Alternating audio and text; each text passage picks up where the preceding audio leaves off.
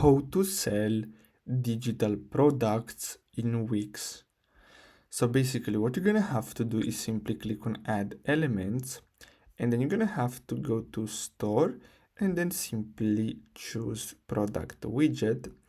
And then what you're gonna have to do next is simply click on your product widget and click on manage products. Then what you're gonna have to do next is simply wait until you're gonna get redirected to the products catalog here on your dashboard, and then click on your product and then simply choose digital file. Then you're gonna have to simply add your digital product. So here, let's say you want to sell an ebook. So you're gonna have to upload your ebook. Then you're gonna have to add a name, description, and then the price of the ebook. And then what you're gonna have to do next is simply click on save. And basically after that, you're gonna be able to upload it and sell it on your Wix website. So I hope you found this video helpful. Don't forget to like and subscribe. Thanks for watching.